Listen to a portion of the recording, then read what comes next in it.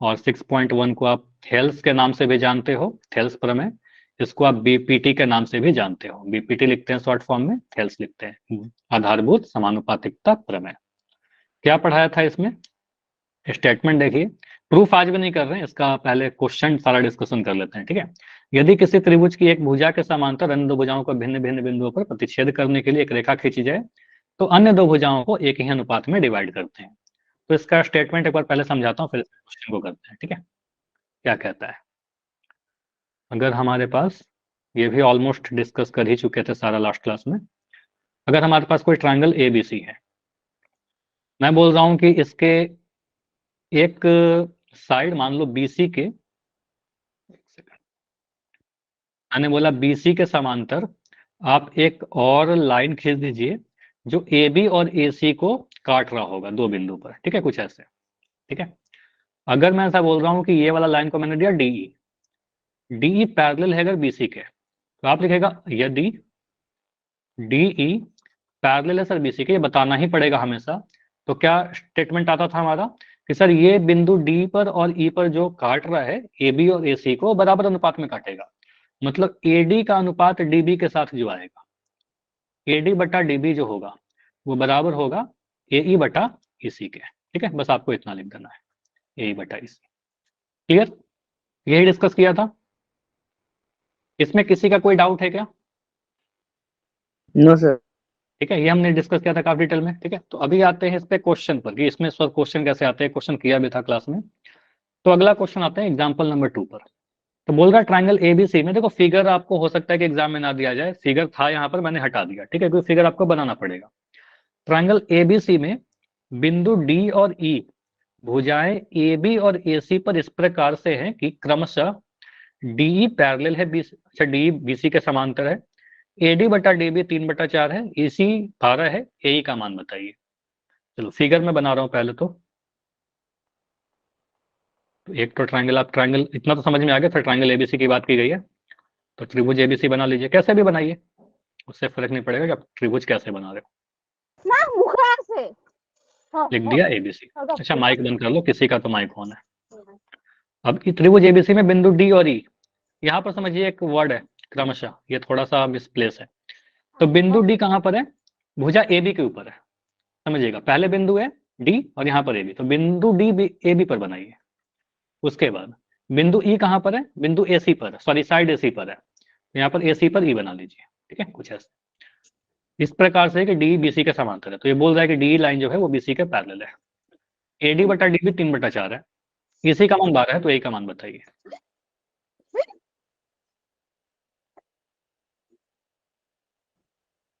सलीम के नाम से एक बच्चे हो, अपना माइक बंद कर लीजिए। कितना आ रहा है ए की लंबाई? 9 आ रहा है। 9 क्या? Kilogram, feet, inch, centimetre, metre, litre? 9 centimetre, ठीक है। तो इकाई भी लिखना उतना ही जरूरी है जितना आप आंसर बताते हो, तो हमेशा इकाई मैथमेटिक्स में छोड़ा मत करिए, ठीक है। चलिए, तो यहाँ पर क्या बोलेंगे सर, यदि आप एग्जाम में सिंपली इतना बोलिएगा सर, यदि एडी, सॉरी साफ दिख रहा है सर, यहाँ पर डी कितना है फिगर के अकॉर्डिंग, डी जो है सर वो पैरेलल है आपके बीसी के, तो डी अगर बीसी के समांतर है तो थ्योरम 6.1 के अकॉर्डिंग, थ्योरम 6.1 क्या कहता है आपका कि एडी बटा डीबी जो होगा, एडी बटा डीबी पॉइंट डी पर काटा और ये ई पर काटा, एडी बटा डीबी बराबर होगा आपके एई बटा ईसी के, जिसका वैल्यू पता है डाल दीजिए। तो यहाँ पर देखो एडी का वैल्यू आपको नहीं पता, लेकिन एडी बटा डीबी ही आपको दे दिया 3/4, ठीक है। आपको क्वेश्चन में दे रखा है कि एडी बटा डीबी का मान 3/4 है, तो यहाँ पर सीधे एडी बटा डीबी का ही मान रख दीजिए 3/4, यहाँ लिख दोगे 3/4 बराबर एई का वैल्यू कितना, एई का वैल्यू पता ही नहीं, यही तो पूछ रहा था हमसे, और इसी का वैल्यू कितना, इसी का वैल्यू दे रखा है 12, ठीक है, 12 पुट कर दीजिए, सॉल्व कर दीजिए, कितना आ रहा है, क्रॉस मल्टीप्लाई करिएगा, लिख दीजिए 3/4 गुना 12 बराबर एई, सॉल्व करने पर क्या आ रहा है 4 तिया 12, और यहां से आपका निकल कर आएगा एई बराबर 3 तिया 9 सेंटीमीटर। क्लियर? तो एई का वैल्यू कितना आ गया 9 सेंटीमीटर, तो यहाँ पर लिख दिया हमने 9 सेंटीमीटर, और इसका आ गया 12 सेंटीमीटर। अच्छा मुझे एक बात बताओ, क्या हम ऐसा लिख सकते हैं क्या, बस यस या नो आंसर देना, क्या हम यहाँ लिख सकते हैं ये 3 सेंटीमीटर है, या गलत हो जाएगा?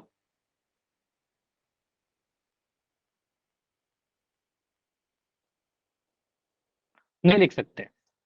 देखो यहाँ पर एडी का मान दे ही नहीं रखा, ठीक है, आपको एडी बटा डीबी दे रखा है। ऐसा भी तो हो सकता है कि एडी का वैल्यू जो है वो 9 सेंटीमीटर हो, और ए डीबी का जो वैल्यू है वो 12 सेंटीमीटर हो, तो 9/12 भी तो काटोगे तो आपका 3/4 ही आ जाएगा ना। ठीक है, तो आप यहाँ पर वैल्यू मत, वो बस एक अनुपात दे रखा है, ठीक है, तो यहाँ पर आप ये मत डालिएगा कि जहाँ पर सर 3 सेंटीमीटर और 4 सेंटीमीटर है, 3 4 लिख सकते हो, ऐसा लिख सकते हो। ये बोल सकते हो सर यहाँ पर क्या है आपका 3x, और यहाँ पर बोल सकते हो सर 4x, लेकिन 3 सेंटीमीटर 4 सेंटीमीटर मत बोलिएगा। ठीक है, good evening sir. Good evening. चलिए, तो यहाँ पर अनुपात दे रखा था, वैल्यू नहीं रखा था, चलो इसको मैं हटा ही देता हूँ, इससे कोई मतलब है नहीं बहुत ज्यादा। ठीक है, अगला क्वेश्चन सिमिलर है, ट्राई करो खुद से। त्रिभुज एबीसी में बिंदु डी और ई भुजाएं, ये क्रमशः जो है ना यहाँ पर आना चाहिए, बिंदु डी और ई क्रमशः भुजाएं यहाँ पर आएगा। चलिए, तो बिंदु डी वही है एबी पर, और बिंदु ई वही है एसी पर, इस प्रकार से है कि डी बीसी के समांतर है, एडी बटा डीबी 5/8 है, एई का वैल्यू 15 है, तो एसी का मान बताइए। ट्राइंगल बनाइए, ट्राइंगल एबीसी।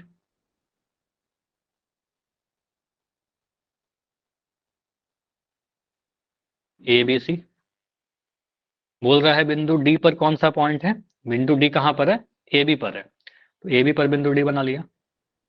बिंदु ई कहाँ पर है, एसी पर है, ठीक है, एसी पर है तो बिंदु ई बना लिया। इस प्रकार से है कि डी पैरेलल है बीसी के, तो ये क्वेश्चन में ही बोल दिया कि डी लाइन जो है वो पैरेलल है बीसी के, समांतर है बीसी के, तो सिंबल बना दिया। बोल रहा है एडी बटा डीबी आपका 5/8 है, यहाँ लिख दीजिए। एडी का वैल्यू 5 नहीं है, लेकिन एडी बटा डीबी का वैल्यू आपको पता है सर 5/8, क्वेश्चन में ही बोल रहा है, ठीक है। एई का वैल्यू 15 सेंटीमीटर, अब देखो यहाँ वैल्यू जो रखा ना 15 सेंटीमीटर, तो आप लिख सकते हो सर यहाँ पर 15 सेंटीमीटर है, बिल्कुल कोई दिक्कत नहीं है। एसी बताइए 24 सेंटीमीटर। ठीक है, सॉल्व करके देखते हैं क्या बोलिएगा। सर अगर डीई पैरेलल है आपके बीसी के, आप बोलिएगा सर यदि डीई लाइन समांतर है आपके बीसी के जो दिया गया है, तो थेल्स लगा देंगे, थेल्स में ये कहता है कि बाकी दो भुजाओं को बराबर अनुपात में बांटेगा, तो एडी बटा डीबी जो होगा वो बराबर होगा आपके एई बटा ईसी के, ठीक है, एई बटा ईसी के। अब यहां से आप एडी का लंबाई कितना बोलिएगा सर, एडी, अच्छा एडी और डीबी नहीं पता, लेकिन एडी बटा डीबी खुद में आपका 5/8 है, ठीक है, तो यहाँ लिख दोगे 5/8 बराबर। एई का लंबाई कितना, एई का लंबाई 15, ईसी का लंबाई कितना नहीं पता, तो ईसी की जगह पर एक्स लिख दो, या फिर आप ईसी ही लिख दीजिए, ठीक है, इसे लिख दिया। ठीक, इसको सॉल्व करने पर क्या मिलेगा, इसको सॉल्व करिए तो आपका यहां से ईसी निकल कर आएगा, ईसी बराबर 15 × 8/5, ठीक है, ऐसे आएगा ना, क्रॉस मल्टीप्लाई किया, ईसी इधर आ गया, 8 इधर मल्टीप्लाई हुआ, 5 नीचे चला गया, ठीक है, तो क्रॉस मल्टीप्लाई किया, इतना आ गया। अच्छा यहाँ पर इतने सारे आंसर आ रहे हैं आप सभी के 24, तो यहाँ पर कुछ गड़बड़ नहीं कर रहे हो क्या, 24 सेंटीमीटर तो मेरा 39 भी आ गया। सेंटीमीटर। 39 आएगा ना, यहाँ पर आपसे देखिए क्वेश्चन पूछ क्या रहा है, क्वेश्चन में आपसे एसी पूछ रहा है ना, आप सभी लोग ईसी का आंसर दे रहे हो। ऐसा मत करिएगा कि एग्जाम में जो दिख रहा है जल्दी से आंसर करके छोड़ दीजिए, क्वेश्चन को ध्यान से पढ़ना बहुत जरूरी है, इससे नंबर कट जाते हैं कई बार। आपके क्वेश्चन में देखो लिखा है एसी बताइए, आपने ईसी बताया है अभी तक, ठीक है, आपने ईसी निकाला है, मतलब यहां तक बोला है सर ईसी कितना आया 24 सेंटीमीटर, तो एसी कितना होगा, एसी तो ये पूरा है, ठीक है, एसी तो पूरा यहां से यहां तक है ना, एसी तो वो पूरा साइड है, तो कहेगा सर यहाँ से इसके बाद हम क्या करेंगे, एसी भी निकाल देंगे फाइनली। तो यहाँ पर देखिएगा कि पोल के क्वेश्चन में या फिर कहीं पर भी एग्जाम में जो क्वेश्चन पूछता है उसमें क्या पूछ रहा है आपसे, तो एसी जो होगा आपका वो एई और ईसी को जोड़ करके मिलेगा, क्योंकि यहाँ पर एई और ईसी को जोड़ने पर आपको एसी मिल जाता है। तो एई कितना है आपका, एई आपका 15 सेंटीमीटर है, और ये 24 सेंटीमीटर है, तो इसको निकाला था अभी 24, तो इन को जोड़ने पर 39 सेंटीमीटर आएगा, तो आंसर कितना आएगा 39 सेंटीमीटर। क्लियर है? हाँ जी, बोलिए। आसान है? अगर मैं और भी आसान कुछ क्वेश्चन ऐसा पूछता हूँ जस्ट फॉर प्रैक्टिस, अगर ऐसे आपके पास आते हैं क्वेश्चन,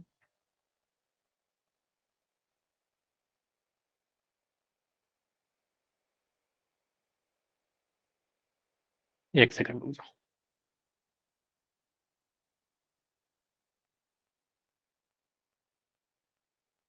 फिगर को रोटेट कर दिया थोड़ा, और मैं बोल रहा हूँ कि यहाँ पर हमारे पास एक पैरेलल लाइन ऐसे बना दिया। ये क्वेश्चन में दिया रहेगा कि ये वाला लाइन और ये वाला लाइन पैरेलल है, ठीक है। P Q R S T, US जो है वो पैरेलल है आपके आर टी के। बोल रहा हूँ ये 3 सेंटीमीटर है, ये 12 सेंटीमीटर है, ये 7 सेंटीमीटर है। तो एक्स बताइए या एस टी बताइए।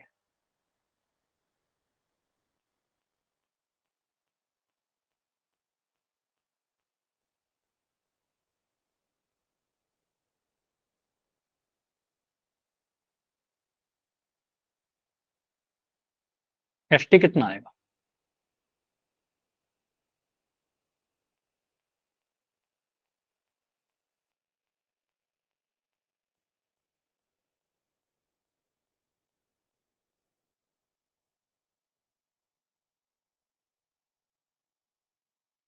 28 सेंटीमीटर।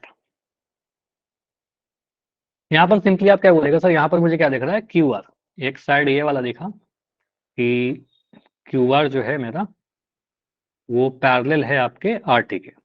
तो कोई एक साइड किसी के पैरेलल दिख गया ना, क्यूएस पैरेलल है आपके आरटी के, तो ये जो क्यूएस लाइन है आरटी को छोड़कर जिसको भी काट रहा होगा वो काट कहाँ पर रहा है और किसको काट रहा है? तो पी आर और पीटी को काट रहा है, बिंदु क्यू और बिंदु एस पर। ठीक है, तो आप यहाँ से बोलेगा सर, हम ये बोल सकते हैं सर इसके अनुपात बराबर होंगे पी क्यू बटा क्यू आर। ठीक है, इस साइड जाइए, पी क्यू बटा क्यू आर बराबर होगा पी एस बटा एस टी के। ठीक है, यहाँ लिख देंगे पी एस बटा एस टी के। पी क्यू का वैल्यू कितना? 3 बटा क्यू आर का वैल्यू कितना? 12। और पी एस का वैल्यू 7 और एस टी का वैल्यू, एस टी ही लिख दो, नहीं पता एस टी ही निकालना है। तो यहाँ सॉल्व करिए, आप सीधे बोलिएगा 3 चौके 12। ठीक है, कम 3 3 चौके 12, 1/4 बराबर 7/एस टी। तो यहाँ से एस टी कितना आ जाएगा, क्रॉस मल्टीप्लाई करिए, एस टी बराबर 7 × 4 बराबर 28 सेंटीमीटर। ठीक है, 35 क्या, 35 कैसे आंसर आ रहा है?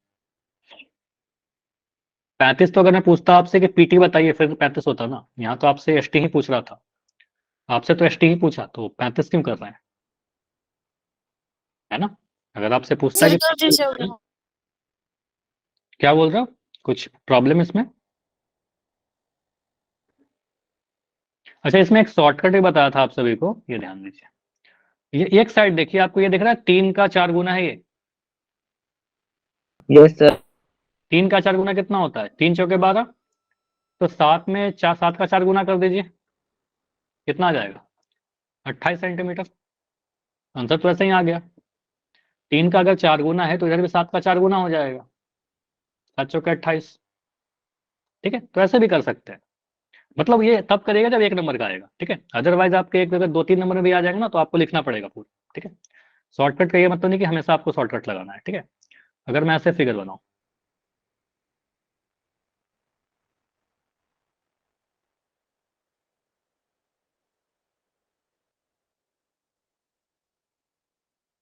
पैरेलल दे दिया, एक्स वाई जेड, और यहाँ लिख दिया एम एन। यहाँ ले रहा हूँ 8 मीटर, यहाँ लिख दिया 56 मीटर।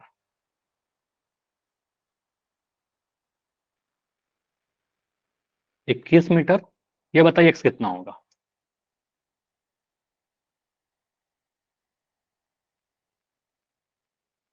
एक्स, या फिर आप मुझे एक्स एन ही बता दो, एक्स एन का लंबाई कितना होगा? 3 सेंटीमीटर। 3 सेंटीमीटर। 3 सेंटीमीटर, बढ़िया। देखो मैं पहले शॉर्टकट से ही बता रहा हूँ कि आपने ये देखा। अच्छा, यहाँ पर एक चीज मिस कर दिया था क्या मैंने कुछ क्वेश्चन में? क्वेश्चन में कुछ मिसिंग है। क्वेश्चन मिसिंग ये है कि मैंने ये नहीं बोला कि एम एन वाई जेड के पैरेलल, ये देना पड़ेगा। ठीक है, एम एन वाई जेड के अगर समांतर है तो आप कहेंगे सर अगर एम एन पैरेलल है सर अगर वाई जेड के, तो क्या होगा? सर हमें पता है सर यहाँ पर अनुपात बराबर होंगे। 8 का 3 गुना अच्छा 8 का कितना गुना 56 होता है? 7 गुना। 8 गुना 7 56 होता है। 8 सत्ते 56।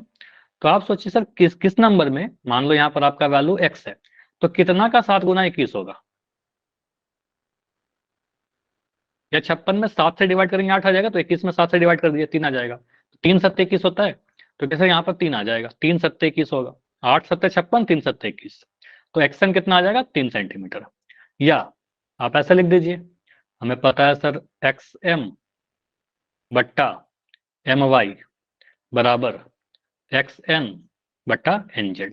ठीक है, एक्स एम का वैल्यू 8, एम वाई का वैल्यू 56 बराबर एक्स एन कितना, एक्स एन ही लिख दो, क्या ही एक्स लिखे, और एन जेड का वैल्यू 21। सॉल्व करिए, 8 सत्ते 56, यहाँ से कितना आ गया, एक्स एन आ गया आपका 21/7, तो आ गया 3 सेंटीमीटर। क्लियर हो रहा है ये? Yes sir. तो अनुपात बराबर करके लिख देना, आंसर आ जाएगा। ठीक है, चलिए तो ऐसे क्वेश्चन हो जाएंगे। अब थोड़ा अलग टाइप का करते हैं, जो ये क्वेश्चन अगर आएगा तो फिर 4 मार्क्स का क्वेश्चन आएगा। ठीक है, 4 मार्क्स। देखिए यहाँ पर क्या बोला गया है, त्रिभुज एबीसी में वही फिगर, स्टार्टिंग में वही लिखा है, त्रिभुज एबीसी में बिंदु डी और ई पर भुजाएं, ये फिर से वही एरर है, बिंदु डी और ई पर भुजाएं, बिंदु डी और ई क्रमशः भुजाएं ए बी और एसी पर इस प्रकार से है कि डी समांतर है बीसी के। यदि एडी का वैल्यू, डीबी का वैल्यू, एई का वैल्यू और एसी का वैल्यू अगर मैं एक्स के टर्म में दे रहा हूं आपको, तो एक्स का मान बताइए। देखिए ये काफी इंपॉर्टेंट है, और इस क्वेश्चन को मैं सॉल्व कर रहा हूं।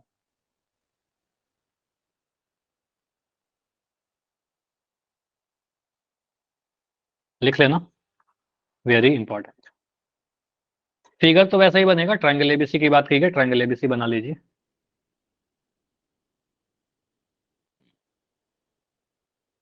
ट्रायंगल एबीसी, त्रिभुज एबीसी। यहाँ पर मुझे दिख रहा है बिंदु डी जो है वो भुजा भुजा ए बी पर है, तो भुजा ए बी पर एक बिंदु डी बना दिया। बिंदु ई जो है भुजा ए सी पर है, तो ए सी पर एक बिंदु ई बना लिया। इस प्रकार से है कि ए डी बी सी के समांतर, तो यहाँ पर एक समांतर लाइन भी आप बना लीजिए। चलिए कुछ ऐसे बना दिया, डी समांतर है आपके बीसी के, सिंबल भी लगा दिया। ठीक है, बोल रहा है एडी का वैल्यू एट एक्स माइनस 7। जो जो वैल्यू दे रखा है ना उसको आप फिगर में ही लिखते चलिए, आसान रहेगा। ठीक है, बाद में देखने में। ठीक है, तो एडी की जगह पर मैंने लिख दिया 8x-7। ठीक है, 8x-7। डीबी का वैल्यू 5x-3, तो बीडी की जगह पर मैं लिख दिया 5x-3। ए का 4x-3, यहाँ पर लिख देता हूँ 4x-3, और ये 3x-1, यहाँ लिख दिया 3x-1। ये सारा वैल्यू दे रखा है, तो x का वैल्यू बताइए। आप सिंपली यही लिखिएगा ना यहाँ पर कि चूंकि क्वेश्चन में बोला था कि डी जो है वो समांतर है आपके बीसी के। ठीक है, तो यहां से हम ये बोल सकते हैं कि सर ए डी बट्टा डीबी, थ्योरम 6.1 के अकॉर्डिंग, थेल्स के अकॉर्डिंग, ए डी बट्टा डीबी जो होगा वो ए ई बट्टा ई सी के बराबर होगा, ए ई बट्टा ई सी के बराबर होगा थ्योरम 6.1 से। अब यहां पर वैल्यू पुट करिए। ठीक है, इसके अकॉर्डिंग हम ऐसा बोल सकते हैं, ए डी कितना है आपका, फिगर को देखिए, ए डी आपको दिख जाएगा सर 8x-7।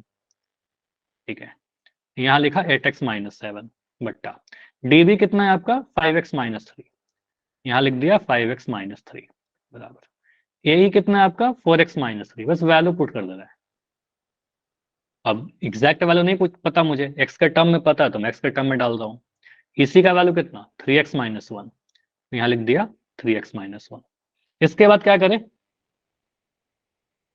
अब क्या कर सकते हैं, क्रॉस मल्टीप्लाई करेंगे। अगर मुझे पता है कि कभी लिखा हुआ है ए बटा बी बराबर एम बटा एन, कुछ भी नहीं समझ में आ रहा है तो हम इतना तो कर ही सकते हैं, ए को एन से गुना और बी को एन से गुना, तो ए इंटू एन बराबर बी इंटू एम तो होता ही है क्रॉस मल्टीप्लाई। तो यहाँ पर भी क्रॉस मल्टीप्लाई करिए, और कोई ऑप्शन है ही नहीं हमारे पास। ठीक है, तो हम यहाँ पर क्या बोलेंगे, तो 8x-7 को 3x-1 से गुना करेंगे, 8x-7 इंटू 3x-1। ये पुराने कुछ कैलकुलेशन यूज आएंगे, वो मैं यूज करूंगा। 5x-3 को गुना करना होगा आपको 4x-3 के साथ। ठीक है, चलिए अब इसके आगे बढ़ते हैं।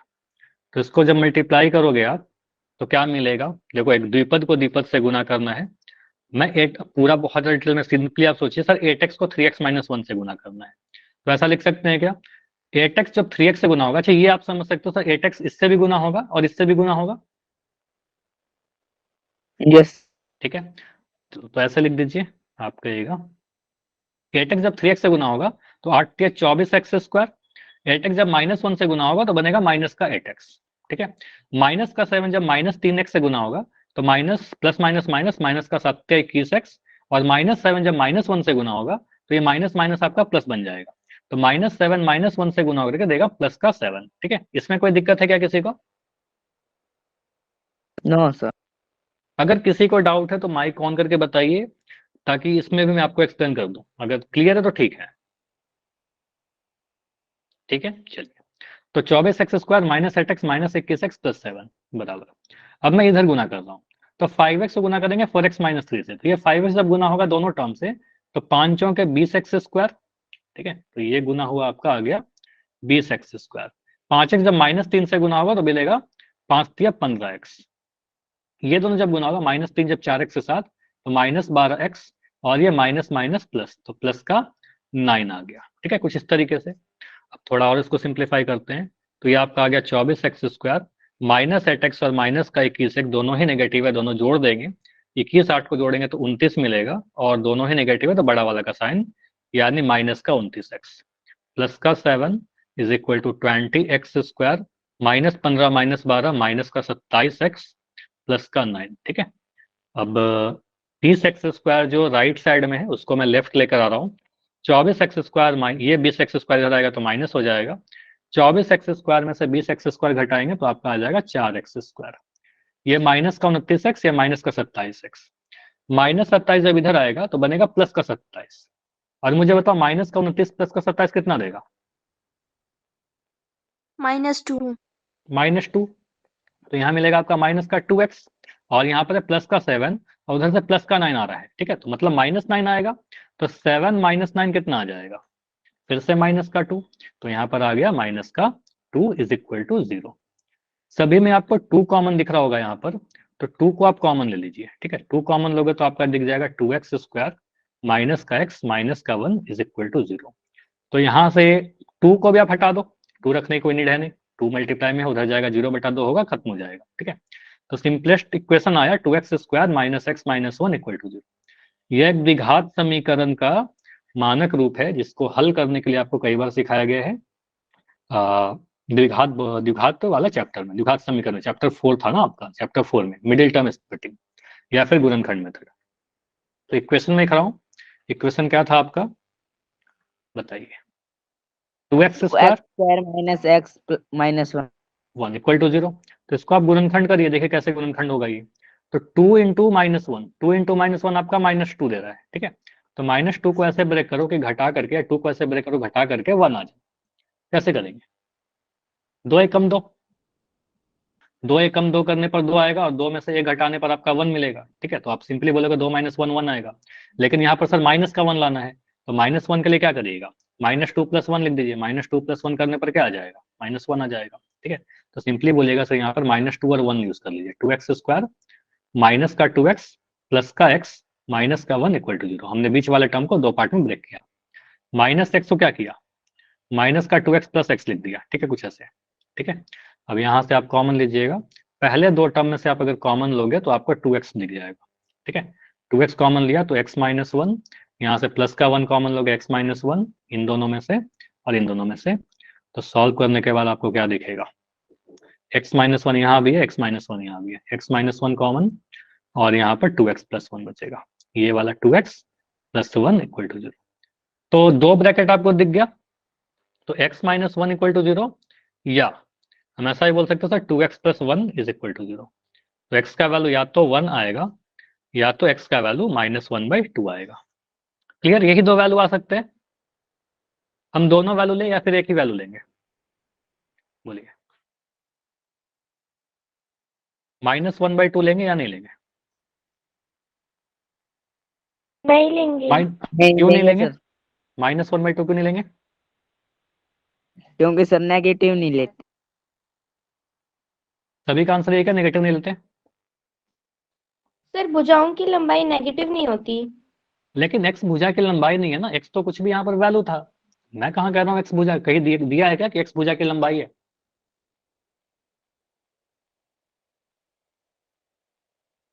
कहीं पर भी ऐसा लिखा हुआ नहीं है कि एक्स भुजा की लंबाई है। तो एक्स भुजा की लंबाई होता तो बिल्कुल सही है कि एक्स का वैल्यू नेगेटिव नहीं होता, मतलब भुजा की लंबाई कभी नेगेटिव नहीं होती। ठीक है, तो एक्स नेगेटिव हो सकता है कि नहीं हो सकता? कि यहाँ बोला तो नहीं गया था कि एक्स भुजा की लंबाई है? यहाँ पर देखिए इसलिए नहीं रिजेक्ट हो रहा है।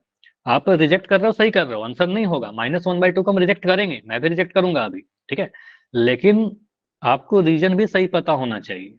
तो यहाँ पर हम बोलेंगे सर x = 1 तो होगा, लेकिन x = -1/2 क्यों रिजेक्ट हो रहा है ये समझिए। नेगेटिव होने के कारण रिजेक्ट नहीं हो रहा, नेगेटिव आंसर चल जाता, कोई दिक्कत नहीं था। लेकिन अगर आप x का वैल्यू -1/2 लोगे ना, तो भुजाएं देखिए क्या हो जाएगी। ठीक है, आपका जो भुजा था वो 8x, एक किसी भी एक भुजा को ले लो, जैसे AD = 8x-7 था। तो यहाँ पर आप सोचोगे सर एक भुजा AD को लिया था, ये 8x-7 था। x का वैल्यू अगर -1/2 पुट करके चेक करूं तो क्या बनेगा? 8 × -1/2 -7, और ये आ जाएगा -4 -7, जो कि माइनस का 13 बन जाएगा। तो भुजा मेरा नेगेटिव हो जाएगा। तो -1/2x रखने पर भुजा नेगेटिव हो जा रहा है, इसलिए रिजेक्ट हो रहा है ना? अगर नेगेटिव रखने पर पॉजिटिव आता तो फिर चल जाता। समझ में आ रहा है? बोलिए।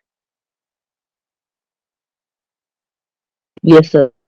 ठीक है, तो अगर नेगेटिव रखने पर अगर भुजा पॉजिटिव आ जाता तो चलता, कोई दिक्कत नहीं है। मान लो अगर मैं ऐसा बोल दूं, समझिए, पॉजिटिव रिजेक्ट हो सकता है कई बार। फॉर एग्जाम्पल मैंने ऐसे लिखा कि 2x माइनस, लिख दिया 3, तो x का वैल्यू यहाँ पर 1 चलेगा क्या? अगर मान लो भुजा कह रहा हूँ कि AD का वैल्यू या कोई भी भुजा AB का वैल्यू 2x - 3 है, x का वैल्यू 1 यहाँ पर ले पाएंगे क्या अगर ऐसा होता तो? नहीं ले पाएंगे। देखो हालांकि x का वैल्यू पॉजिटिव है, लेकिन x का वैल्यू 1 रखने पर ये भुजा नेगेटिव हो जाएगा, 2 - 3 बन जाएगा। ठीक है, नेगेटिव आ जाएगा। तो आपको यहाँ पर थोड़ा चेक करना पड़ेगा कि कुछ नेगेटिव पॉजिटिव का तो गड़बड़ नहीं हो रहा है। ठीक है, तो यहाँ पर सबसे पहले मुझे ये दिख गया कि x का वैल्यू -1/2 लेने पर बहुत ही सिंपल सा कैलकुलेशन था। अब मैं यहाँ पर आपको बता रहा हूँ, x का वैल्यू -1/2 लेने पर हमें AD वाला जो भुजा है 8x-7 नेगेटिव दिख रहा है। ठीक है, लिखना नहीं है इतना, आपको साफ दिख जाएगा सर 8x-7 x नेगेटिव आएगा, तो पूरा जोड़ घटाकर नेगेटिव ही आने वाला है। कितना आएगा उससे कोई मतलब है नहीं। तो नेगेटिव रखने पर कोई एक भुजा नेगेटिव हो जा रहा है तो कहेंगे सर पॉसिबल नहीं है। x का वैल्यू 1 सभी में रख के देख लो जल्दी जल्दी। AD का वैल्यू देखो 8 में से 7 घटाएंगे 1 आ जाएगा।